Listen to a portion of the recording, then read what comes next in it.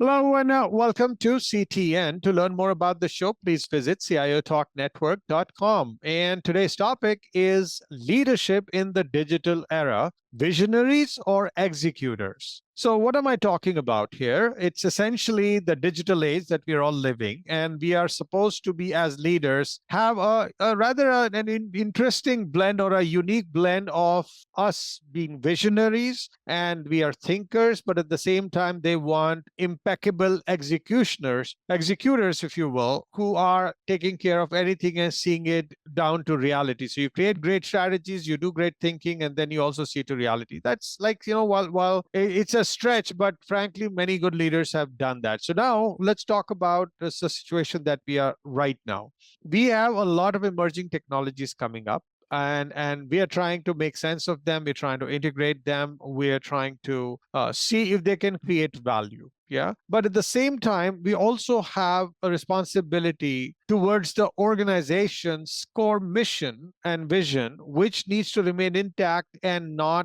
getting undermined by us, following the sizzle that comes with emerging technology. So this is essentially a delicate balance. So how a leader can envision the future and at the same time make sure that whatever digital transformation related activities that they are doing, and lately some Gen AI or any other newer emerging technology related transformation that they are dealing with, and the practicalities of making sense of it, making use of it, and creating real value, and make sure that everything that they do in this regard is well managed and integrated, but at the same time, not lose their leadership acumen and the focus towards the company mission and vision. That's what we are here to discuss today. And for that, I have Anthony Mutti. He is the Chief Information Officer with Springfield College. Hey, Tony, how are you?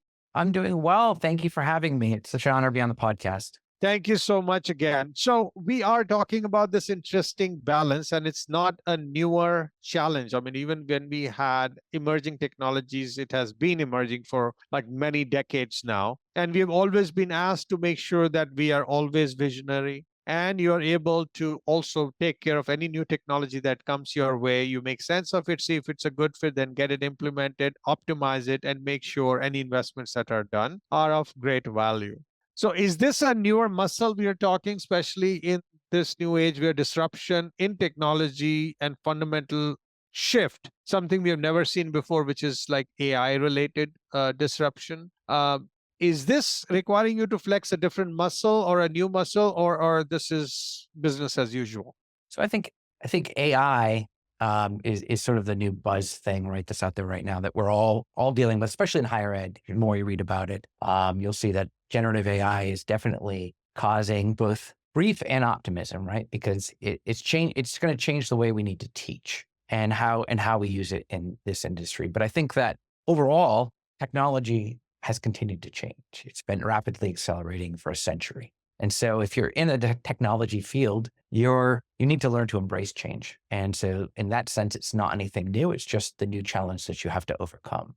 And I think as a digital leader, you kind of have to have that tech savvy to see these things coming, anticipate where you're going in the future. You have to use that to set objectives so you can have strategy and think about how we're going to make that happen. And that could be near term, long term. And then, especially in higher ed, where you have sort of a shared governance model between administration and faculty, you have to foster a real collaborative approach so that you get that buy-in that you need, explain why we're doing why we're on this path and how we're going to get there and what the long-term effects are going to be for the institution or the organization. So would you say, like, while we use the word technology and leader along with it, but most of the activities we end up doing sound like management. So if I were to abstract leadership out of it and say, okay, while you're doing management of technology to get some work done, but the leader in you should not get stifled. In fact, that should allow you to do the same thing much better. And at the same time, make sure you're not just executing things, you are leading the organization in a given direction. So, especially when the kind of innovation that we are seeing in the digital era and the technology, and it is moving at a warp speed, has it stretched you as a leader, not as a manager, but as a leader to see how do you maintain that eye on the ball, which is more the company's vision and where it needs to go versus the technical or technology ball, which you have to handle as a management or as a manager. Well, I think the challenge you're describing is sort of that balance, right? Between being the person who's getting certain things done in the near term and also being able to be that dreamer, that visionary who's able to sort of read the cards, so to speak, and kind of set a direction, see where we need to be. And I think I don't, those are not mutually exclusive, right? And you have to constantly keep an ear out and an eye out and be reading and talking to people, both your peers, and your quite frankly, your team, reaching down and throughout to find out where those trends are and see where other people are looking so that you can have set those objectives in the future. I mean, again, vision is just set of objectives, right? And we have near-term and long-term objectives. And I'll keep focusing back on that idea that I'm a background as a programmer. And so I think there's a mindset there of taking these big problems and separating them into small achievable goals. And that's not just management, because the management maybe is the execution of that specific task. But as a leader, you have to be able to see where the endpoint is.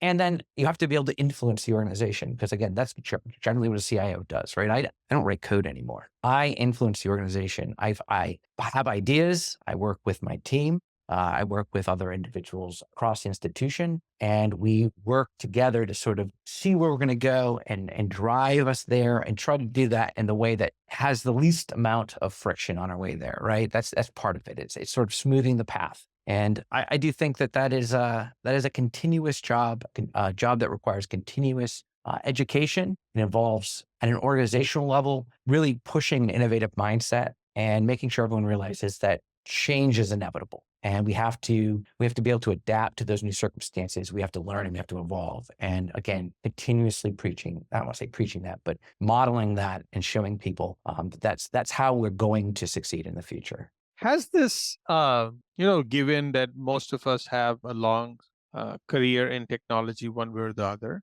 or like as leaders, has this recent, 100 miles an hour or 1,000 miles an hour race and newness and volatility and unpredictability, has that shifted anything in the way you deal with leadership, or how you act and or how you think as a leader?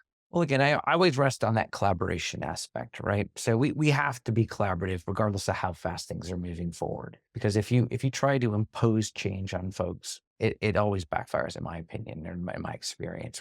We have to explain the why. And so you have to put the brakes on occasionally, and you have to understand, is this new widget worth it in our industry? And then help other people recognize either the value or the lack of value that particular thing is. Now, if we're talking about, and there's lots of things changing, right? I look at it and see, for me, my biggest concern has to be what seems like the constantly accelerating game of cat and mouse on the cyber security side of things. And especially at a small private college, resources are not unlimited, and you're constantly trying to provide a balance between the ability of the institution to collaborate internally and externally, while at the same time maintaining your data as being, secure. And that to me is the biggest challenge, because you want to be both open and closed at the same time. And I think that higher ed is specifically a complicated environment, because I bring in 2,000 or 3,000 users on my network, right? Who I don't control. At the same time, on that network, I have all of my administrative staff as well. And all the systems are kind of a hybrid of folks who sort of have to follow the rules and those that don't. And I think that balancing act is extremely difficult. And I think the tools that cyber criminals bring to the table are getting increasingly sophisticated. And where's the right balance there in our investments, both of time, money, and resources, in order to counteract that? But that doesn't actually affect our core competency, right? So our core competency is supposed to be teaching and learning. But we have this focus that we have to also have on the other side of things, on the cybersecurity end. On the teaching and learning side, I think that we've kind of got over that hump of online learning, right? We'll say it's still evolving, but there was a big push. COVID helped push that along for those who were a little bit less willing to embrace the idea of a hybrid learning environment and utilizing online tools to sort of add value to the teaching and learning experience. But we have generative AI and its ability to be virtually undetectable. And now the newest thing is I don't think it's a technology problem. It's a how do we teach? How do we assess the outcomes of the learning experience. And I think that as a technology leader, I think a lot of times my job is to provide the most up-to-date information for our faculty and staff. It's to provide them the opportunities to understand the benefits along with the negatives to sort of this technology, and be a sounding board on how we can use it to better educate our students. Because I look at things like generative AI, it's not going anywhere, right? So it's really, it's one of those things you can't really fight up against because you're going to lose. It's only going to get better. So how do we work within that larger construct of the new AI technologies and still keep higher education and what we add relevant? I know that here at Springfield College, our mission is to educate the whole person, spirit, mind, and body for leadership and service. And that is based on humanics philosophy, which is essentially balancing. And so how do we balance technology, education, the whole person, and make that sort of work? And again, I don't see that as a wholly technological piece. It's just one component in the process. And I'm really there as someone to help educate and help move the organization forward. So now one is, of course, you as the torchbearer of what the vision is and working alongside your executive team to make sure all of that happens. And then on the ground, you have to make sure that all the things that you're supposed to do in terms of getting the technology adopted, you get that done. Now, another thing is to get people used to that constant shift in newer emerging technologies getting adopted and or introduced to them, where they say we didn't sign up for this change all the time, which comes back to a culture into an organization which would say, you know what, stable is good, but you're saying no, change is good, and I will keep bringing change to you, and we expect you that you would wholeheartedly embrace it. I think that is, yeah, that's the heart of it, right? I mean, we don't have a choice.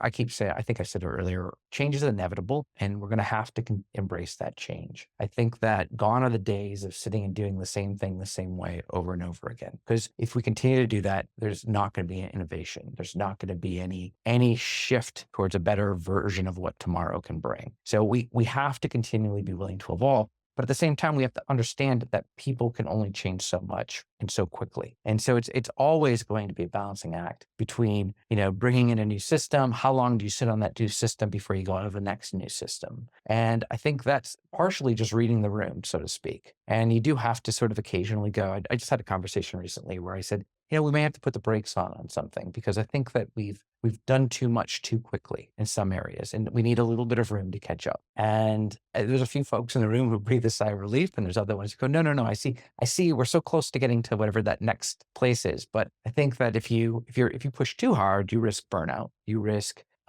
just an overwhelmed sense of what it means to move forward, right? You need people to have a breathing room and then move on to the next. And I think that again, that is the problem, right? That's what we're trying to solve here. And again, it's sort of that practical implementation strategy, and being willing also to sort of back off the gas a little bit occasionally and say, all right, we're going to have to push that objective forward a little bit in our long-term strategy. But I think that you're always trying to move forward, even if it's slow, is better than stopping. So I always encourage folks just to continue moving forward, but you get to slow down a little bit at times. Maybe you increase the time between objectives in order to give people a little bit more breathing room. But again, it's just not going to stop. I mean, and I think that you have to keep saying that and keep reinforcing that we have to continually innovate. We have to continually change. If we don't, then we are going to sink. And hopefully you have the right people there. You're on mute. So, Tony, when you had mentioned about this leadership all along, yeah, and when you explained this whole concept of introducing a culture where changes would keep happening, and I am assuming you referred to the group that you lead, right? Because I think that I'm sorry, I didn't mean to interrupt, but I think that it's not just the team I lead. I mean, I think that you have to have, from your IT organization, they have to support you and understand where you're going, right? You have to have I always give a 3-4 year plan, sort of the things I have on the docket. But I just did this recently, and I explained to everyone, this is all the stuff, and I have it all in this particular format of happening in certain years. But that does not actually mean those are the years it's going to happen in, or those are the months it's going to happen in. These are the things we're trying to accomplish. And we have to be agile. We have to be adaptable. I like to have a lot of shovel-ready projects, right? You never know when opportunities are going to present themselves, whether that's funding or just, one project has to fall away because whatever situation happens, and now you have to go and start the next thing. And so I believe in having sort of that list, and all those things are sort of driving you towards a more innovative institution that has the technologies we think we need to exist and thrive in the future. But again, you have to. So that's within my organization, right? And explaining that this is the roadmap, but the roadmap can change. All good plans. No. What's the quote? I think no good plan survives first impact with the enemy, or because the planning is just part of it. It's all that process of getting through the planning that is important, and then you are able to adapt as things change on the ground as you move forward. So that's my team. But also as a CIO, you're beyond your team, right? You have to influence the institution. You have to have conversations with the stakeholders. You have to make it clear that this is sort of the path we're on, and you have to bring people forward. I mean, people are at the heart of all this change, right? And that effective communication with all constituencies is key. So it can't just be with the team. The team supports me. I support the team, but I also support the institution, and my goals are not my team's goals. They're an institutional objective. So it has to be something that everyone else understands. And so being able to communicate that broadly, to get as much involvement and participation from the organization as I can, and be prepared for a little bit of resistance, and embrace that resistance, because usually people are not resisting because they don't want the institution to thrive. They're resisting because they're concerned, and their concerns are legitimate, and you either have to address those concerns or I mean, you have to address the concerns one way or the other. You may not be able to shift the strategy, but you should be able to at least recognize them and call them out and understand them as something that has to be heard. And then, you just continue. And I think over time, as you gain successes, then I believe the institution comes along with you and understands and embraces that change as well. So it's about those successes, and you're going to have fumbles. That always happens. But you hopefully you have more successes than fumbles. Now, if you are going in this direction where every time a new change is coming, right? Mhm. And if you keep going in that direction and things keep changing, how do you get people to not feel that this is a recipe for burnout? Because one is their interest in joining hands, another is to make sure that it doesn't prove out to be a reality that, what, this is not the place for me, or this is not in my best interest. So that's a great point. And I think that if you are not careful, you will get burnout within your own team, because you're always moving forward, and also within the organization. And again, I think it goes back to having lots of conversations, talking broadly and widely within the organization to get a sense of where people are. And there are certain things you must do, and there's certain things that you want to do. And the want to do's are the things you have a lot more control over when you're trying to sort of add a little bit more, slow things down a little bit or speed them up. And I think the other thing to remember is resourcing. You also, it's okay. This is my opinion. It is okay to feel uncomfortable. I think that feeling uncomfortable with change means you're not just repackaging what you've already been doing. You're actually doing something different. And so when you're doing something different, hopefully that's the path to pushing boundaries. Hopefully that's what you're doing. So I'll tell a little story. So I actually was a teenager. I think a lot of teenagers do. I loved magic. And I thought I was going to be the next David Copperfield at some point. And I had a number of mentors, and I actually did shows. Not a lot of people know that, but I did little, shows, magician shows for, nursing homes and birthday parties. And I had a magician once tell me, I was always nervous. And he's always like, you should always be nervous. Because if you're not nervous, that means A, you probably don't care enough, and you're probably not taking any risks, and your audience will know that. And I think that I've always carried that with me, because I think it works in a lot of different senses, right? If you're not a little uncomfortable, then you're not doing anything different. You're not taking a risk. You're not pushing the boundaries a little bit. I heard one time that you want to operate on the margins of ignorance, right? And I don't think that's completely true, because I don't want to be that far off. But I think that if you're not learning something through the process, then you're not doing anything that will change the status quo. And that's, in the end, we're trying to get to that point where we're operating at peak efficiency, and we're providing the best value to our students and to our staff, and we are servicing them in a way that they feel focused on. And so I think that when they leave here, they have the best feeling that the best experience, that they got everything they could get out of the institution. And that's kind of where our end goal is, right? With all the technology we're implementing, how do we be the best institution for our students? If you were to look at the way you are at all times, the different technology keeps coming and we try to push hard with something new, try to do innovation. And people have spoken about this like a bimodal that, okay, you have an upgrade, existing technology somehow to do it incrementally, or you rip and replace, or you have coexistence. And coming from academia, you might have a certain tolerance, so the business would have certain tolerance to say how much change is acceptable. So how do you juggle, or rather prioritize what to do first, especially when you're so tempted with so many things could be fundamentally improved with the So I think, emerging technology? so I think that's a great question. Unfortunately or fortunately, some of that's driven by budget, right? So, I mean, there are certain things you'd love to do that you just can't afford to do. And that shouldn't always be the answer, but that's the answer, especially at small private colleges where, one of our fundamental goals is to remain affordable. And so and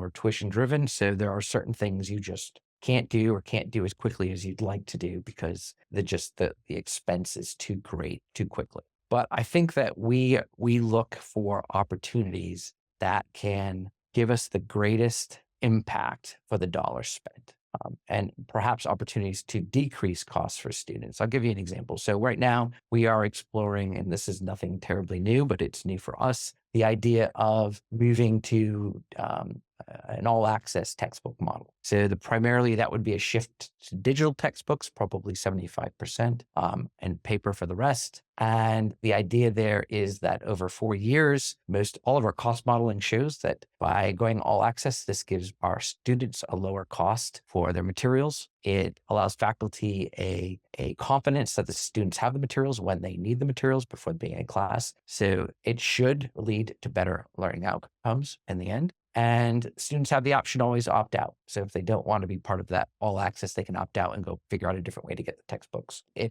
is a win-win, I think, for everyone. And so looking for those opportunities. Another thing that we're looking at right now, along with that same mindset, is going to a single device platform where maybe everyone gets a tablet of some sort or a laptop, so that we can make sure that there's equity across the campus. Everyone has the same access to technology. We can look at have faculty know and have confidence that students have the technology that they can do different things on, so that they can build their curriculums around an expectation that's achievable.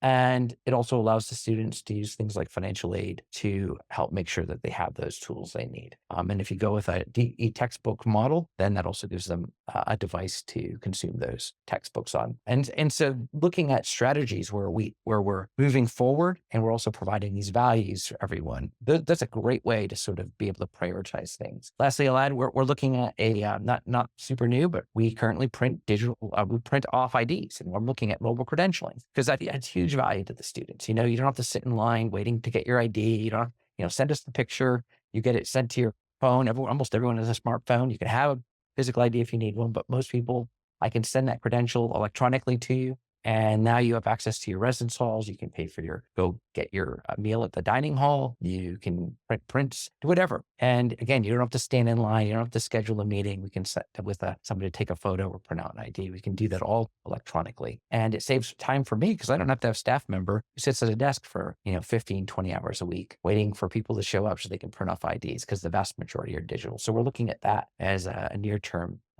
project that we're going to go implement. And again, it's all looking for those win-win opportunities. Now, some things aren't going to be win-win. So we are in the final phases of replacing our legacy ERP with a new ERP, a SaaS model ERP. That's difficult. But we look at things like, we don't have the ability to make as quickly data-driven decisions. So you look at the fact that we need that flexibility in order to stay competitive, and that justifies the need to move. We're hosting everything on campus. My core competency is not running data sensors on a small campus. So looking at a SaaS product that can do that management of the infrastructure for me and provide high availability, but provide all that new capability to our faculty, staff, and administrators that a newer product can bring to the table. But it's hard work. And, it does those things we talked about earlier, burnout. I mean, it's a real risk because we are trying to continue to use things in our old system while building all those integrations and bringing everyone along for that change. And it's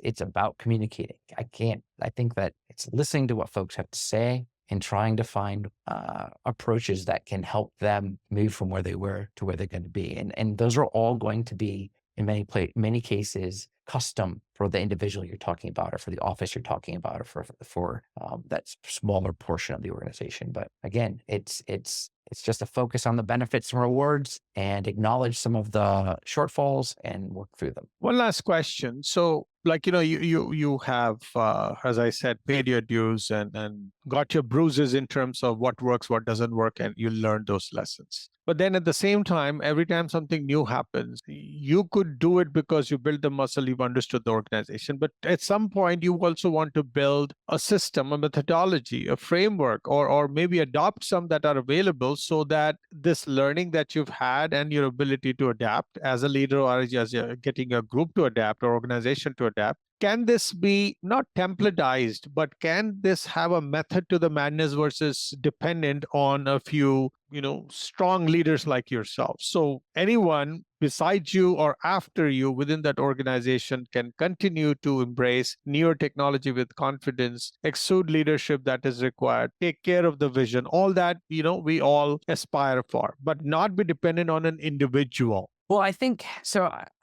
That's a very tough question because I think that, it takes individuals oftentimes, almost always, to create the spark, to set the frameworks in place, to change the conversation at organizations toward a different approach or a different way to embrace. But I think that hopefully that individual establishes a culture at the institution that they work at that is embracing that change, that understands the need. Hopefully, there are lots and lots of wins through that approach of that individual or individuals who are pushing that forward, that when that individual leaves, it's clear that they have to continue going down that direction. I don't think there's such thing. Things change too much. I mean, I love templates. I love the idea of a template. The problem with templates, like rules, is they are the antithesis of agile. They're not adaptable, right? They don't allow you to focus your energies quickly because you go, well, I would say that rules and regulations are the thing that people who don't want to do lean on as the crutch not to do things. And so, you have to be, I'm very much about intent. What is the intent? Intent is not a rule. Intent is a purpose, a driving force. It's the why we're doing something, not the what we're doing. And so I think that you build a culture as an individual, and hopefully that survives your time at an institution. And it hopefully you are able to grow other leaders within that organization and other people within that organization to embrace that same change. So I'm not really a template person. I won't say that I don't like the idea. It's just that in practice, it oftentimes backfires. But I think that you can build culture. And I think culture itself is something that is harder to break and last longer than individuals. So I think that's where I would land it. I think that you just have to really be holistic in your approach and drive an organization's culture towards that change. Well, so once again, thank you so much, Tony, for sharing your insights about how, in this interesting digital era and AI era, a leader can be both a visionary and an executor and build an organization which is ready to take on any such disruptions that keep coming our way. And it's going to happen that way. And it's important for leadership to be learned and unlearned and relearned to make sure we adapt to the changing times ahead. So thank you. Oh, thank you. It's been wonderful. Hopefully we can do it again sometime. Absolutely. So listeners, love the conversation with Tony. Hope you got some nuggets as well. Please connect with us on social media. Subscribe to our podcast. Once again, thank you for listening to CTN. This is your host, Sanjog All. Till next week, take care and God bless.